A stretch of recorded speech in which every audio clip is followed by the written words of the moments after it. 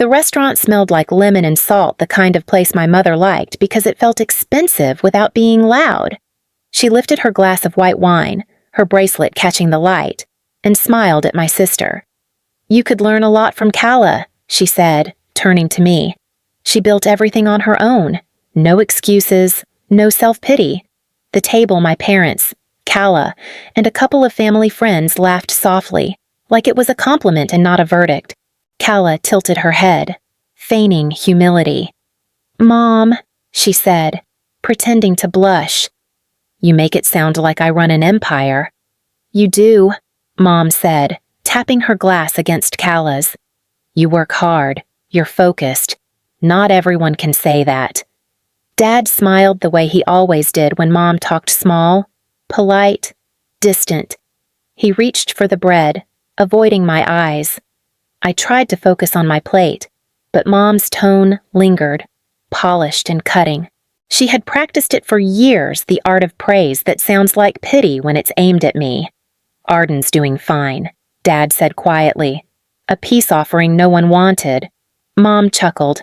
"Of course she is," she said, then leaned closer to me. "You just need a little of your sister's drive." That's all. Something in me cracked quietly, like glass under a napkin. I put my fork down, folded the linen beside my plate, and said evenly, "Then she won't miss the $2,850 I transfer to her every month." The sound hit the table like a dropped plate. No one moved. No one breathed. Even the background music seemed to retreat. Calla's smile froze. "What are you talking about?" "You know what I'm talking about," I said, my voice steady but cold. "The rent, the car lease, the laptop screen you couldn't work without." Mom blinked twice, like she was recalculating reality. "That's absurd," she said finally, a soft tremor under her words. Dad's hand hovered above his glass. Suspended. "It's true," I said. "Every month. Direct transfer. I can forward the receipts if you want." Calla's jaw tightened. "That was temporary," she whispered. "I paid you back." "You didn't." Her face colored fast pink, then red. Mom's voice rose, sharp now. "Arden, this isn't the place I leaned back. You're right, but you made it the subject." The silence that followed wasn't awkward. It was dead. Dad cleared his throat. "Maybe we should Mom cut him off. Enough. We're here to celebrate Calla's new contract, not whatever this is." Calla looked down, pretending to adjust her napkin. I reached for my water, the glass cool in my hand. "Congratulations. Then," I said softly. "Seems we both earned it." No one replied. The server arrived with dessert menus, his cheerful voice colliding with the weight at the table. When he left, Mom smiled again, brittle and perfect. "Family dinners," she said lightly, "always so full of surprises." I didn't answer. The surprise was that I'd finally said something. The parking lot glowed with the soft blue of streetlights, damp from a recent drizzle. I walked toward my car, my heels clicking against the concrete, behind me. I heard Calla's voice low, fast, angry. "Stop," she said, grabbing my arm. "What the hell was that in there?" I turned slowly. Her eyes were still rimmed with the false warmth she'd worn all evening, but now they burned through it. I told the truth. I said, "You humiliated me," she snapped. "In front of Mom, in front of everyone. You humiliated yourself," I said. "I just stopped helping you do it quietly." She let out a shaky breath, stepping closer. "You don't understand what you've done. Mom will never forgive you for this." "She's furious." "She's always furious," I said. "She just hides it better around you." Calla flinched, but she didn't leave. "You think you're some kind of hero? You think people will feel sorry for you because you finally grew a spine." I leaned against my car door. "I don't want pity. I want distance." She stared, confused. "Distance from what? From the stories you build with my money?" I said. "From pretending you're someone you're not." Her voice softened, almost pleading. You said you wanted to help me when things got bad. That's what family does. Family doesn't lie for years and call it survival. I said. She looked away, blinking fast. Her phone buzzed in her hand, the screen lighting her face. Mom's name flashed across it. She silenced it without answering. I'll fix this, she said finally. Just stay out of it. You can't fix it. I said. You can only stop lying. She turned, jaw tight, and walked back toward the restaurant, her heels echoing against the wet ground. I sat in my car for a long minute, the engine off, the night pressing close. My phone vibrated once. Mom. Next time. Handle family matters privately. I stared at the message. The word family pulsed on the screen, small and sharp. I typed a reply, then deleted it. There was nothing to say that wouldn't sound like proof. When I started the car, the wipers swept across the windshield, clearing a thin mist. Through it, I saw the restaurant sign flicker in the dark gold letters shining for a moment before fading again. 2 years earlier, Calla had called me in tears. She said her company had downsized, that it was temporary, that she just needed help for a couple of months. I didn't even think before saying yes. That's what I did back then, said yes. Covered what needed covering, believed what needed believing.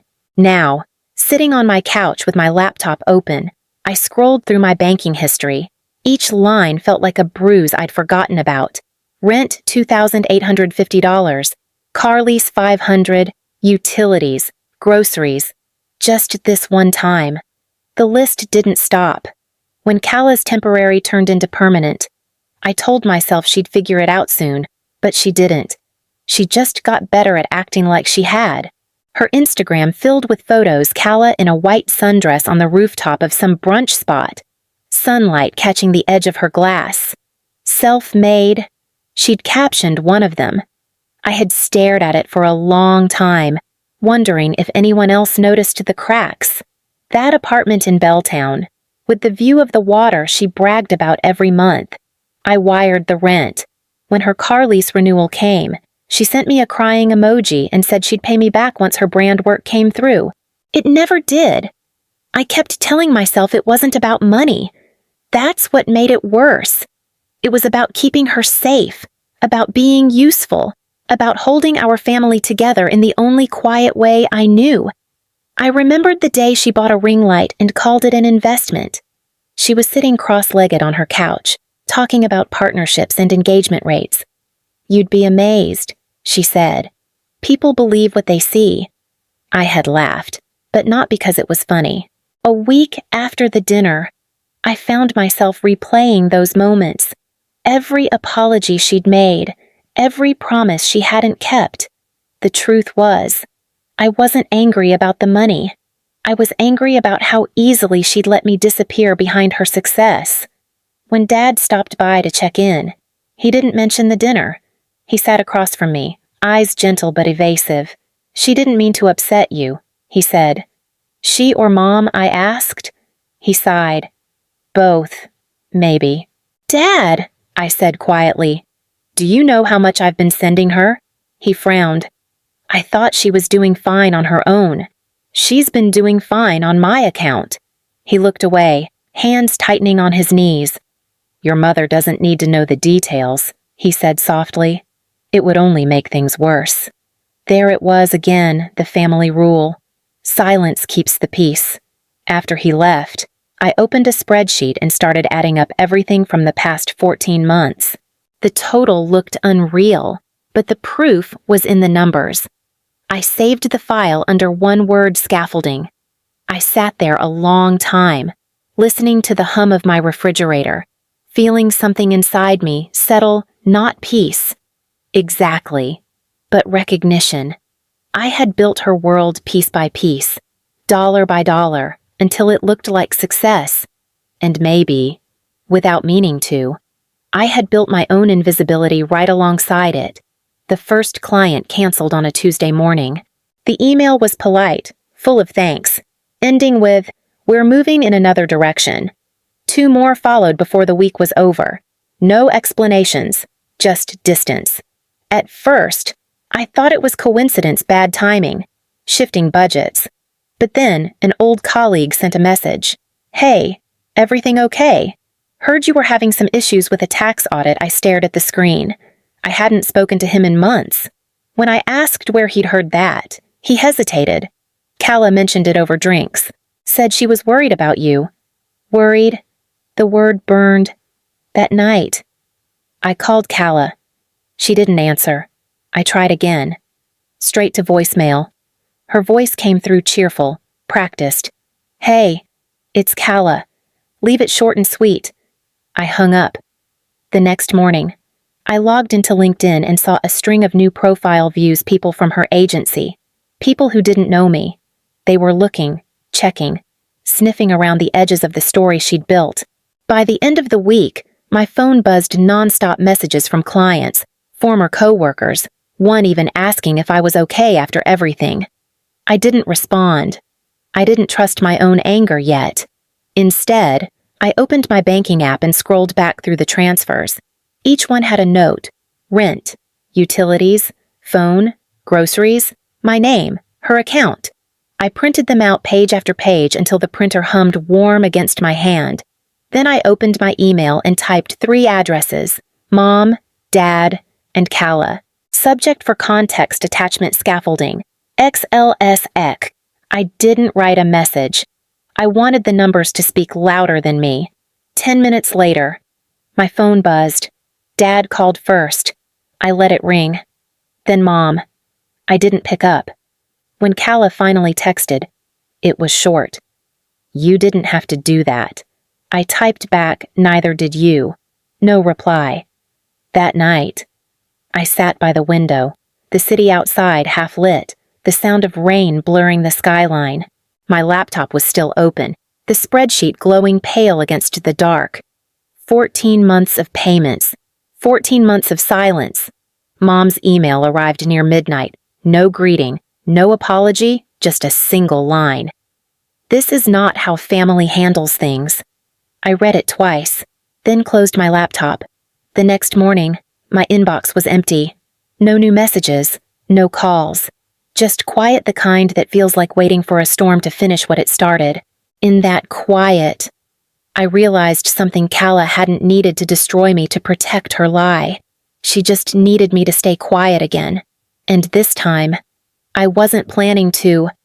2 days passed before my mother called. Her name lit up my phone while I stood at the sink, hands under warm water, dishes half washed. I almost let it ring out, but something in me maybe made me answer. "Arden," she said. Her voice was composed, deliberate. "We need to talk." I dried my hands. "About what?" "About the email you sent," she said. "And about your sister." I didn't write anything in that email. I said, "Just numbers." "That's exactly the problem." Her tone sharpened, like a line pulled too tight. "You blindsided her. You embarrassed your father and me. If you had come to me first, would you have listened?" I interrupted. There was silence on the line, thick and immediate. I heard her exhale, slow and irritated. "I always listen," she said finally. "No," I said. "You correct. You manage. You make it look neat. That's not the same as listening." She sighed. "You're upset, and I understand why.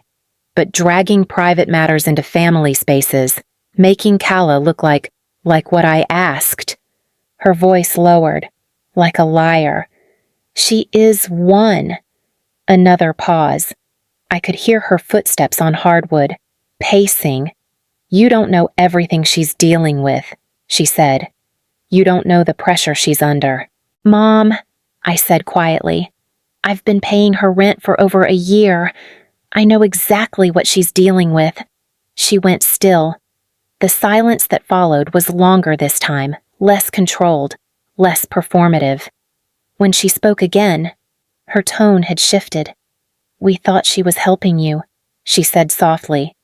The words landed hard, like something heavy dropped in a quiet room. "You what your father and I thought Calla was.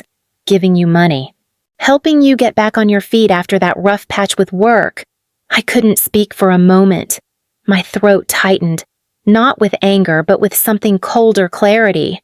So all this time, I said finally, you thought I was taking from her? Yes. Her voice trembled just slightly. She told us she wanted to keep it private, that you were embarrassed. I sat down, the phone pressed to my ear, staring at the grain of my kitchen table. You believed her. She seemed sincere. My mother said, and honestly, Arden, you've always been so quiet about money because you never asked.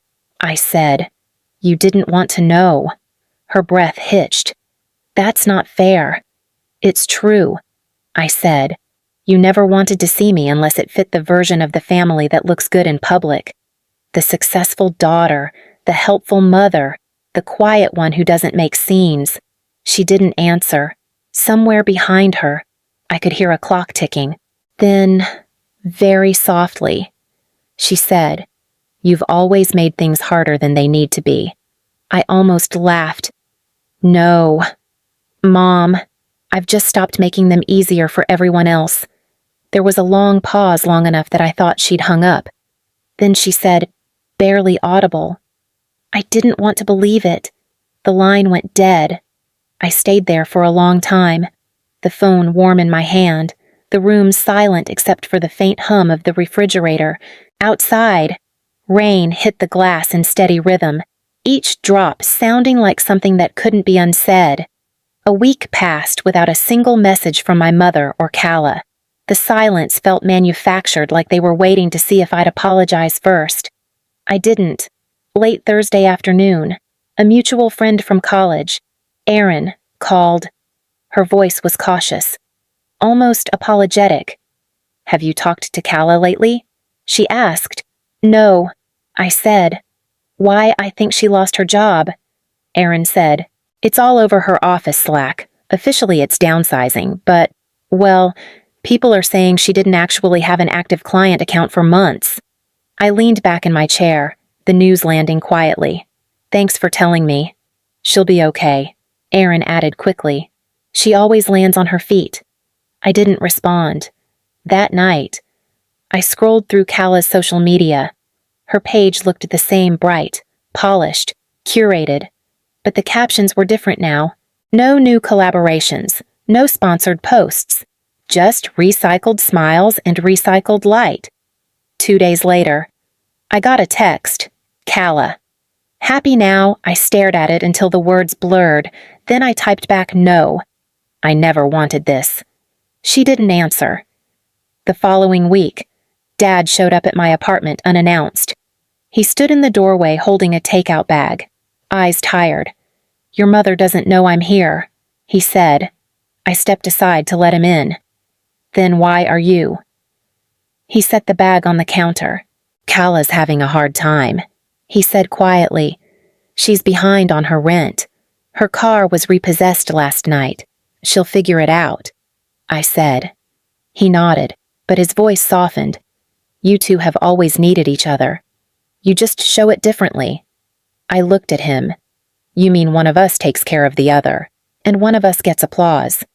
His mouth opened like he might argue, then closed again. She's still your sister, he said finally. I poured him a glass of water. And I'm still your daughter. He held the glass but didn't drink. Your mother thinks you're being cruel. I met his eyes. Cruel would have been letting her keep lying. He sighed, setting the glass down. Sometimes telling the truth feels the same. After he left, I stood by the window, watching headlights move through the rain. My phone buzzed again, another message from Calla. Calla, you've ruined everything. I turned the phone face down on the table and whispered, No, you did that yourself. Outside, the rain kept falling, steady and unbothered, washing the city clean of things that couldn't stay hidden. It was almost a month before I saw her again. I had just finished a client call when there was a knock at my door, 3 soft taps, hesitant, as if she wasn't sure she should be there. When I opened it, Calla stood in the hallway, No makeup, no heels, just a hoodie, jeans, and eyes that looked older than they had a month ago. "Can we talk?" she asked. I didn't move. "About what?" She glanced down the hall, then back at me. "Not here." I stepped aside. She entered like a guest in a stranger's home, her hands tucked into her sleeves. "I lost the apartment," she said finally. "They gave me 2 weeks to move out." I didn't answer. "They said I missed too many payments. I didn't have proof of income, and when they asked for pay stubs..." She trailed off. There weren't any. The silence filled the room, heavy and familiar. "I'm not here to ask for money," she said quickly. She stopped, her voice shaking. "I needed you to hear it from me before Mom twists it." I leaned against the counter. "I'm not sure it matters who tells the story anymore." "It matters to me," she said. "Because I spent 2 years pretending to have everything together, and the only reason it worked was because you let it." Her words landed like truth dressed as accusation. "I didn't let it. I believed you when you said it was temporary. I believed you when you said you'd pay me back." "You used that." Calla nodded slowly. "I know. And I hate that I did. I kept thinking if I looked successful, maybe I'd start to feel it, but it just got easier to fake it." She looked up, eyes red. I was scared. "Arden, you've always been the strong one, the one who figures things out." I didn't know how to ask for help without sounding weak. "You didn't ask." I said. "You lied." Her shoulders sank. "You're right." We stood there, the distance between us small but unbridgeable. "I don't expect forgiveness," she said. "I just wanted to tell you I'm sorry. For the lies. For letting you carry everything. For making you invisible so I could feel seen." Her apology didn't sound rehearsed. It sounded tired, like something she'd been holding too long. I nodded once. "Call me tomorrow," I said. She blinked. "Tomorrow." "Yeah," I said. "If you still mean what you just said, we'll figure something out." She gave a faint, broken laugh. "Okay." When she turned to leave, I noticed the small tremor in her hands. The elevator doors closed behind her with a soft chime. I didn't move for a while. The quiet she left behind wasn't empty. It was the sound of something ending without destruction. Just truth finally taking up its own space. That night, the rain returned soft, steady, almost kind. I sat on the couch with the lights off, my phone face down beside me. The apartment was quiet except for the hum of the refrigerator and the faint drip from the window frame. It buzzed once. A message. "Mom, I saw your sister today." Then another line followed. "Mom, you were right." I stared at the words until they stopped feeling real. For a long time, I had imagined this moment my mother admitting she had been wrong, that she had seen me clearly at last. But the feeling that came wasn't triumph. It was something smaller, softer, like air leaving a room. I typed back slowly. "How is she?" A pause. Then her reply. "Tired, but honest." I set the phone aside. The screen dimmed, leaving only the reflection of city lights against the glass. When I finally stood, I walked to the window. Across the street, a couple argued in low voices near a parked car. Someone laughed from a balcony. The world kept moving, unaware that mine had shifted a little closer to quiet. The phone buzzed again. This time, it was Calla. "Calla, thank you for opening the door." That was all. No explanations, no promises. Just a sentence that sounded almost like peace. I didn't respond. I didn't need to. Instead, I turned off the lamp and sat back down, listening to the rain draw slow lines down the glass. Mom's message stayed on the screen beside me, faint but visible. You were right. It wasn't forgiveness, not yet. But it was something else, something I'd waited my whole life to hear. For the first time in years, the silence around me didn't feel like punishment. It felt like space to breathe, to be seen, and to finally exist without apology. 2 weeks later, my phone buzzed again. This time, the name on the screen didn't make my chest tighten. Calla started a new job. Small marketing firm. Nothing fancy. But it's real. Thank you for not giving up on me. I read the message twice before typing back, I never gave up. I just stopped protecting the lie. A few minutes passed before the dots appeared. Calla. I know. That's what finally helped me stop lying. I smiled. Not out of happiness exactly, but recognition. Growth had its own quiet sound. Later that evening, I called Dad. He picked up on the second ring. Your mother told me about Calla. He said, sounds like she's getting her life together. She's trying.